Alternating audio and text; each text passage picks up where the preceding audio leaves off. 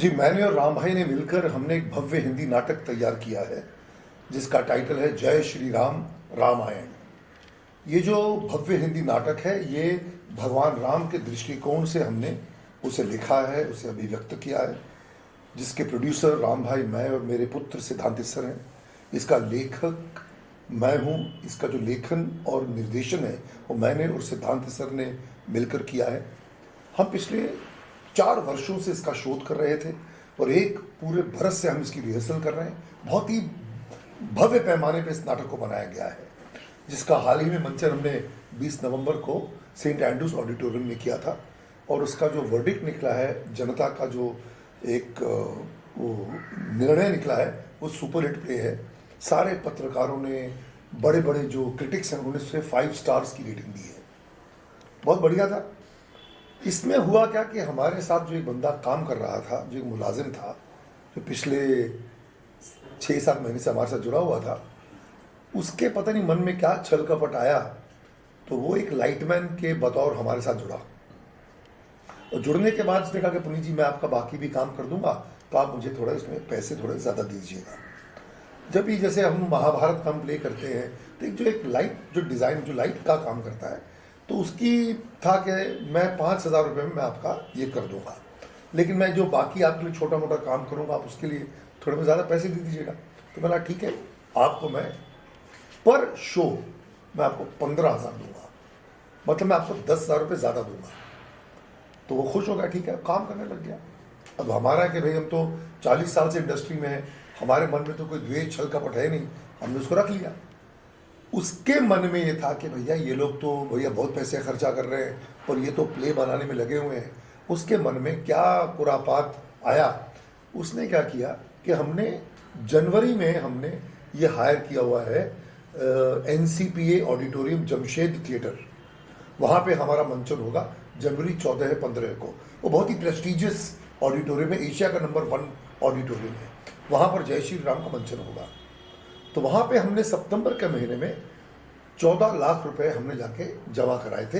हमने 2 दिन के लिए उस ऑडिटोरियम को बुक किया था। जो चेक था, राम भाई ने अपनी कंपनी साक्षात एंटरटेनमेंट से वहाँ पे दिया चेक। सिंस हम साथ में पार्टनर्स हैं, हम प्रोड्यूसर, तो साइनिंग अथॉरिटी मेरी थी, जानते थे पुनीत जी को, तो मैं सब कर रहे थे, हम करके आ गए। ये जो शख्स है जिसका नाम है अभिषेक नारायण, ये 1 नवंबर को हमारी कंपनी छोड़ के चला गया कि मुझे आगे काम नहीं करना, क्योंकि इसकी बाकी कुछ चीज़ें हमें पता चली कि भाई किसी को लाख रुपए दिलवा रहा है तो वहाँ से अपना कमीशन खा रहा है। कुछ काम के लिए साहब इनको पैसे दे दो, ये अच्छा काम करेंगे, वो गलत काम, वो काम ही ठीक नहीं कर रहे थे। तो जब हमने 3-4 बार उसको पकड़ा, बना भैया तुम क्या कर रहे हो, और उसका जो डिलीवरी का टाइम आया तो ना वो LED स्लाइड्स बनवा के दे सका, ना बुक माई शो पे हमारे प्ले को अपलोड करा सका। तो मैंने डांटा, भाई कि तुम क्या काम तो तुम ठीक नहीं कर रहे। तो उसको लगा कि मैं शायद मैं पकड़ा जाऊंगा, तो उसने एक सीधा व्हाट्सएप पे एक मैसेज भेजा कि भाई मुझे इस प्ले का कोई हिस्सा नहीं बन रहा, आप लोगों को बेस्ट ऑफ लक, मैं काम छोड़ के जा रहा हूँ, मैं आगे से इस सदस्य नहीं बनना चाहता इस प्ले का। मैं चुप रहा, ठीक है चले जाओ, नहीं बनना तो ना बनो। हम पे काम डबल आ गया, हम करने लगे। पीछे राम भाई को 2 दिन के बाद राम भाई को फ़ोन करके बोलता है कि राम भाई, मैं आपके प्ले को बर्बाद कर दूंगा, आपका प्ले तो नुकसान में जाएगा, आपके पैसे लॉस हो जाएंगे, सारे कलाकार मेरे हैं, मैं उनको लेके उनको बोलूँगा तो वो लोग भाग जाएंगे। ये ब्लैकमेलिंग का चक्कर था। तो राम भाई भी दबंग इंसान है, ये डरते नहीं लगा हुआ है, चल निकल, आगे से मेरे को फ़ोन नहीं करना। और राम भाई ने उसका जो फ़ोन है उसको क्या कहते हैं, उसको ब्लॉक कर दिया।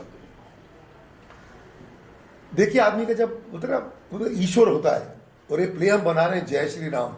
जय श्री राम का कौन क्या बिगाड़ सकता है। 20 तारीख को मंचन था, तो 20 तारीख को सुबह मुझे एक मैसेज भेजता है कि Puneet ji best of luck sir, God bless you for your show. मैंने तो ध्यान नहीं दिया। 20 तारीख को, और क्या होता है, प्ले में हम 20 दिन डे नाइट काम कर रहे थे। 20 तारीख को मंचन खत्म हुआ, 21 तारीख को मैं उठा, मैंने यार अब हम पढ़े आगे जो हमारा शो होने वाला है, क्या कहते हैं इसको, जो 14-15 जनवरी को, तो उसके लिए हम तैयारी करें। मैंने NCPA को पता करो यार मेल में क्या क्या मुझे उन्होंने मेल भेजे थे। अब जैसे मैंने अपना फ़ोन खोल के देखा तो मैं अपने फ़ोन में लॉगिन नहीं कर पा रहा अपने ईमेल आईडी पर। तो मुझे टेंशन होगी कि यार मेरा ईमेल आईडी कहाँ है, मेरा जो मैं मेल क्यों नहीं चेक कर पा रहा। किसी ने मेरे ईमेल आईडी को हैक किया मेरा पासवर्ड चेंज कर दिया और वो अपने फ़ोन से उसको ऑपरेट कर रहा था। अब हमने जब नया पासवर्ड डाल के लॉगिन करने की कोशिश की तो वहाँ पे OTP जो आता है भैया वो ये फ़ोन ये तो कोई और इसका इस्तेमाल कर रहा है। हमने पता कि ये कौन हमारे ईमेल आईडी को कौन इस्तेमाल कर रहा है, तो जो नंबर आया तो पता चला कि वो अभिषेक नारायण का नंबर है। तो मेरी बेटी भी थी, वो डर गई, उसने कहा कि डैड ये कुछ गड़बड़ है, ये सही नहीं है। उसको हमने फ़ोन किया कि भैया तुमने हमारा ईमेल तुम क्यों चला रहे हो, तो कहता नहीं मैं बैंगलोर में हूँ, मैं कल आऊँगा आपको खोल के दे दूँगा। सबके सामने उसने कहा, हम चुप रहे, चलो कोई बात नहीं। तो मेरी बेटी ने कहा कि डैड इन पर भरोसा मत करो, मुझे कुछ गड़बड़ लग रही है। उसको पता नहीं क्या रात को 2 बजे मेरी बेटी ने NCPA को एक मेल डाला कि प्लीज़ आप सचेत रहिए, मैं पुनीत जी की बेटी बोल रही हूँ और शोमैन थिएटर प्रोडक्शन से बोल रही हूँ, please get in touch with me immediately, क्योंकि अब हमारा जो ईमेल आईडी वो हैक हो चुका है। फिर उसने 4 बजे एक और मेल डाला, फिर 6 बजे एक मेल डाला कि प्लीज़ हमारे, उसको रात को पूरी रात सोई नहीं हुई। सुबह देखा तो मेरी बेटी मेरे घर आ गई 10 बजे, बोला कि we must go to the police station. हम सीधा साइबर क्राइम में गए, उनसे हमने बताया कि हमारा ईमेल आईडी से हैक हुआ है और जो हमने नंबर जो डाला है उन्होंने भी किया, उन्होंने दिया क्लियर नाम, वो अभिषेक नारायण का नाम आ रहा था। जब हम वहाँ पे थे पुलिस स्टेशन में, हम कंप्लेंट लॉन्च कर रहे थे, NCPA से फ़ोन आता है कि निवृत्ति आपने हमको मेल डाला, तो जी हाँ मैं पुनीत जी की बेटी बोल रही हूँ। बोलते बट आपके तो ईमेल आईडी से हमको मैसेज आया कि आप अपना हमारा ये 14-15 का शो होने ही नहीं वाला, वो तो कैंसिल कर दो और पैसे हमको रिफंड कर दो। हम शॉक हो गए कि भाई ये तो हमने कहा ही नहीं है, और वो तो हम तो अभी 11:30-12 बजे तो 1 घंटे में पैसे रिफंड करने वाले हैं। तो पुलिस वाले ने फ़ोन लिया, आप किसके नाम बोलते हो, जो पैसे रिफंड करने की बात है वो अभिषेक नारायण के पर्सनल अकाउंट में पैसे डाल दीजिए। पैसे गए साक्षात से, एंटरटेनमेंट से, और उसने मेल डाला कि भाई मैं शोमैन थिएटर प्रोडक्शन से बोल रहा हूँ, हमारा शो कैंसिल हो गया है और आप जो 14 लाख रुपए हैं और प्लस जो आपने डिपॉजिट भरा है वो मेरे पर्सनल अकाउंट पर ट्रांसफर कर दीजिए। तो पुलिस ने कहा कि madam this is a fraud, आप बिल्कुल मत करिए, इसको रोक दीजिए, आपकी कंप्लेंट, हम पुलिस जी कंप्लेंट लिखाने आए हैं, लेकिन अगले को बोलिएगा नहीं कि आपने रोक दिया है, उससे टाइम लीजिएगा। हम भागे वो रिपोर्ट लेके हम उधर पहुंचे, NCPA पहुंचे, तो पता चला वो 17 तारीख को, 20 नवंबर को हमारा शो था एंड्रूज में, तो 17 तारीख को उसने मेल डाला उनको कि भाई हमारा ये जनवरी का शो कैंसिल हो गया है और हमको हमारे पैसे वापस चाहिए। 18 तारीख को NCPA ने उनको मेल डाला, वो सोच रहे कि पुनीत जी का कोई कॉरेस्पॉन्डेंट, क्योंकि मेल तो पुनीत जी की तरफ से जा रहा है, तो उसने उन्होंने कहा कि भाई अगर आप ऐसा करें तो हम तो 50% आपके पैसे काट लेंगे।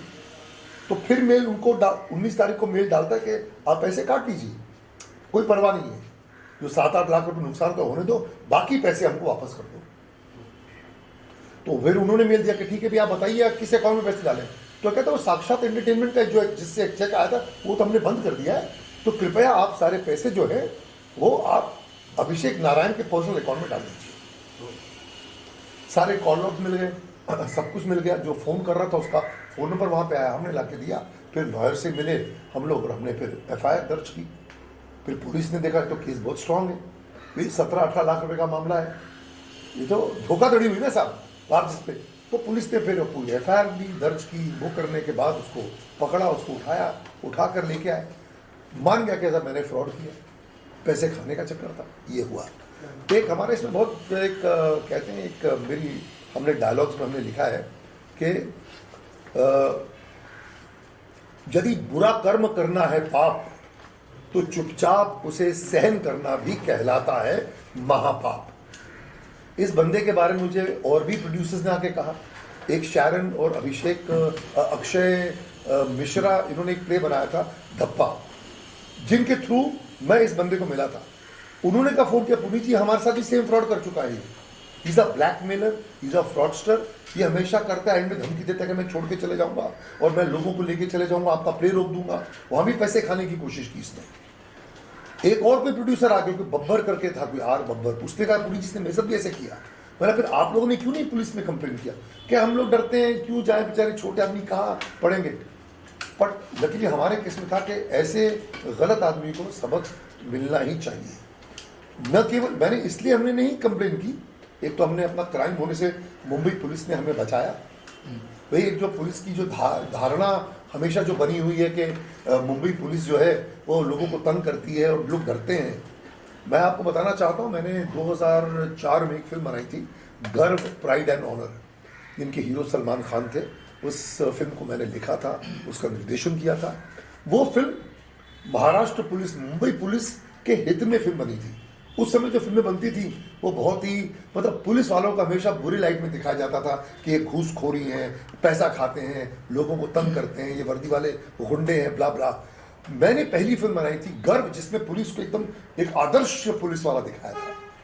वो मेरा विश्वास आज 22 साल बाद आप देखिए, मेरा 20 साल बाद बिल्कुल मतलब सत्य हुआ है कि वाकई मुंबई पुलिस, मैं कह रहा हूँ हम लोग गए, दे एक्टेड 24 घंटे के अंदर उन्होंने इस क्राइम को सॉल्व किया, इस बंदे को पकड़ा और आज वो सलाखों के पीछे है। तो पुनीत जी, आपका साफ ये कहना है अगर किसी के साथ गलत होता है तो उसे एक्शन लेना चाहिए, उसे बिल्कुल चुप नहीं रहना चाहिए। यही हमको यही से हम क्या होता है कि नहीं यार पुलिस के पास कौन जाएगा, कौन नहीं जाना चाहिए।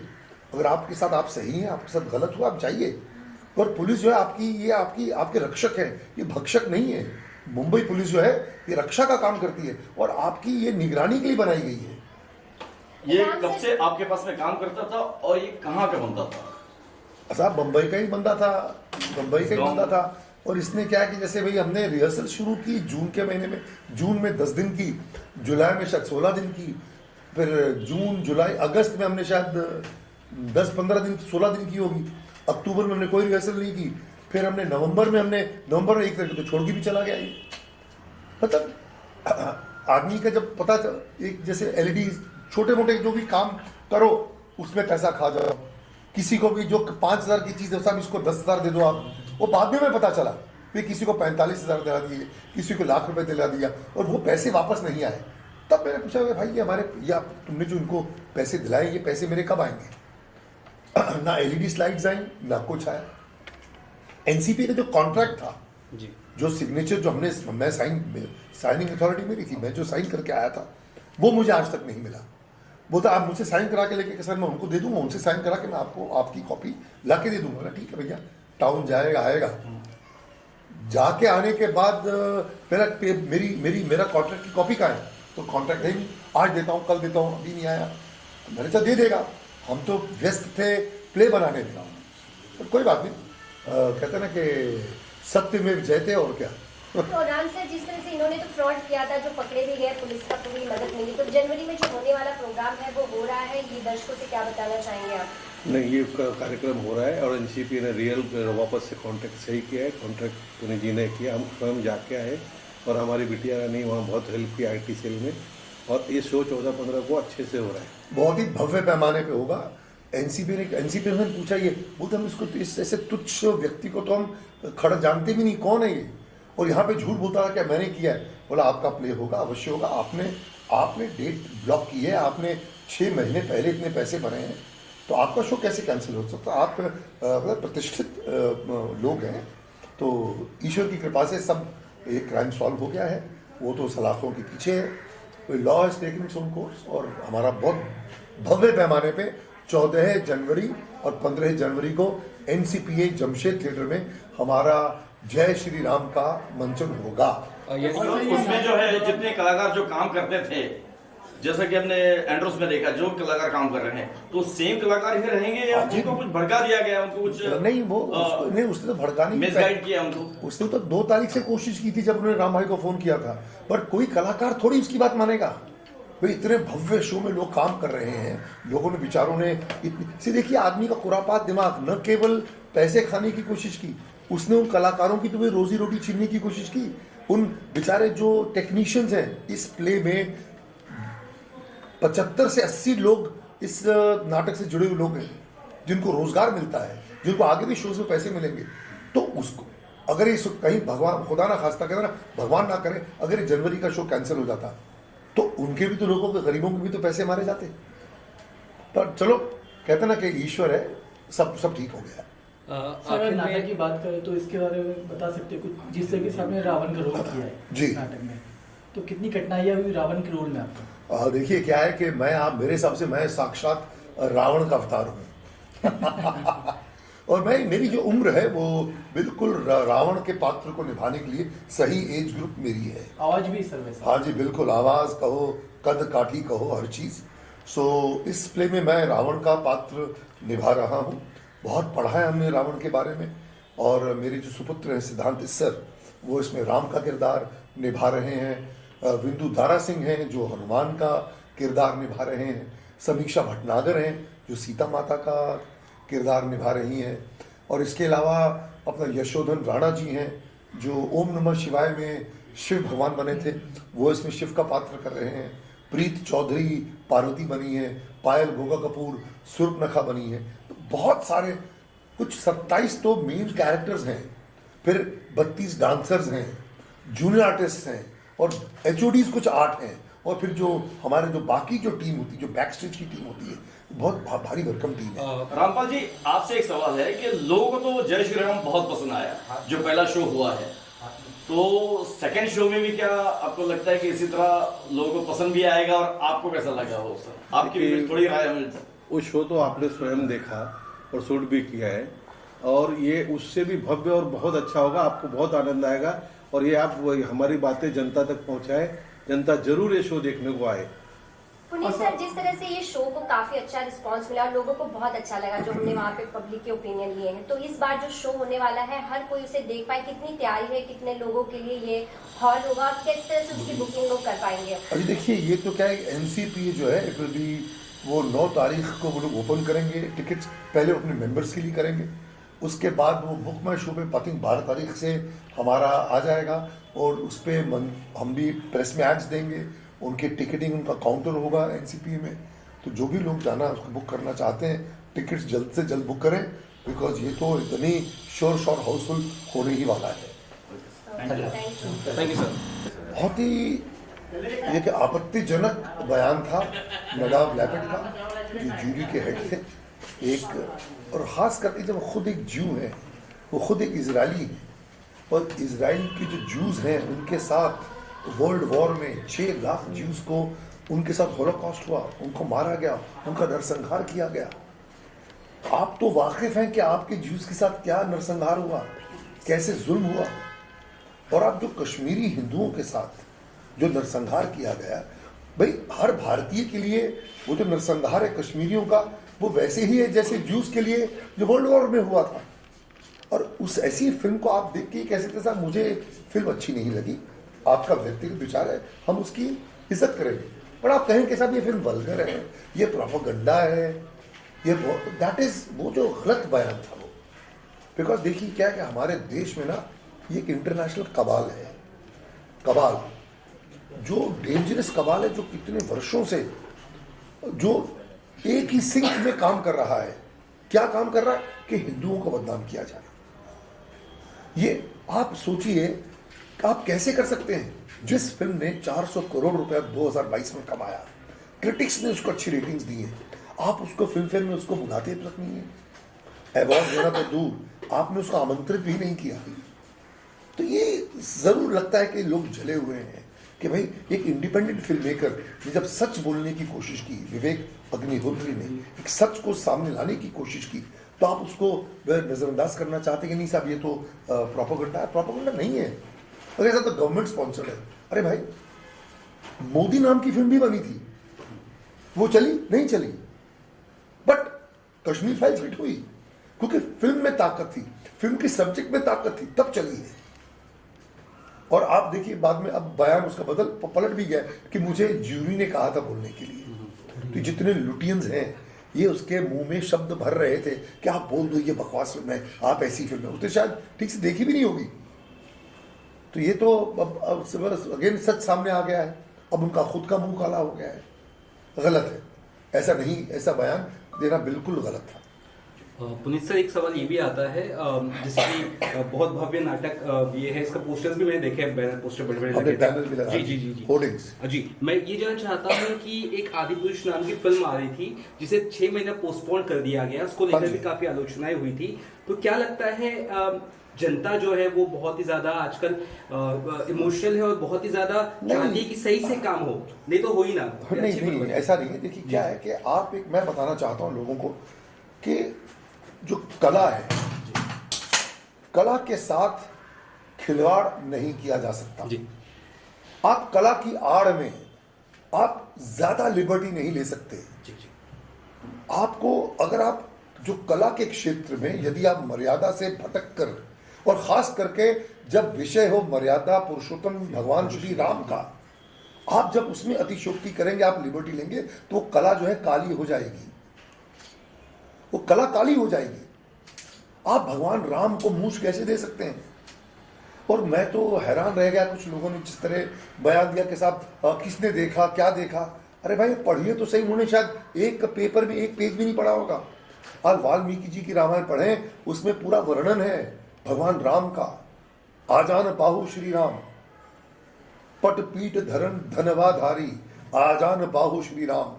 उनके हाथ लंबे थे, उनका चेहरा जो था सौम्य था, एकदम क्लीन था, कहीं मूछ का मेंशनिंग नहीं है।